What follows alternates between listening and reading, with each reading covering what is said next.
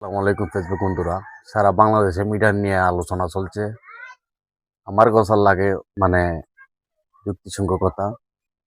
কারণ আমিও যখন মিটার আনছিলাম 100 টাকা 150 টাকা বিলে, সর্বোচ্চ গরমের দিনও ফ্যান দুইটা চললেও 300 টাকার উপরে বিল আইছে না। কিন্তু এখন দেখা যায় প্রতি মাসে আমার বিল আসে 1600-1700 টাকা। এটা কারণটা কি? বর্তমান সরকার যারা আসবেন, আগে বর্তমান যারা আছেন, আপনাদের কাছে অনুরোধ, আপনারা এই বিষয়টা নিয়ে একটু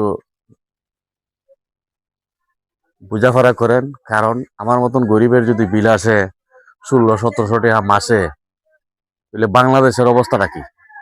আর আর সাধারণ গরিব মানুষ কিভাবে চলতো যদি দৈনিক 50-60 টাকা কারেন্টের বিল আসে, দুইটা ফ্যান চলে আর দুইটা বাতি জ্বলে, দুইটা ফ্যান দুইটা বাতি একটা মোটর চলে, একটা ফ্রিজ চলে, এই পর্যন্ত যদি বিল আসে 1500-1600 টাকা, আমরা গরিব মানুষ যাইতাম কই? আপনাদের কাছে অনুরোধ, বর্তমান সরকার যারা আসবেন, আপনারা এই বিষয়টা নিয়ে একটু সমালোচনা করেন। আমরা গরিব বাঁচতে চাই, আমাদের টাকায় মিটার কিনা মিটারের বিল দিতে হয়। হ্যাঁ, সব কিছুরই ফিস লাগাইল, এক বেটা হে বিল কাগজ লিখে নিতে চাই, হে ইটারও ফিস দেওয়া লাগে। এই জন্য অনুরোধ করি, ন্যায্য বিচার চাই, হক কথা কোন, সারা বাংলাদেশের মানুষকে অবগত করি। আপনারা হক হালাল কথা বলেন, হক কথা না বললে নিজেরাই ধরা হবেন।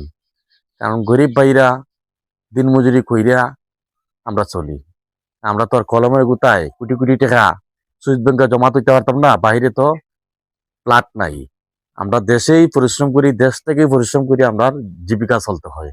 এই জন্য অনুরোধ করি, দেশের বড় ভাই যারা আছেন, আপনারা ন্যায্য বিচার করেন। আসসালামু আলাইকুম, আল্লাহ হাফেজ। ভিডিওটা ভালো লাগলে একটু শেয়ার কমেন্ট করবেন।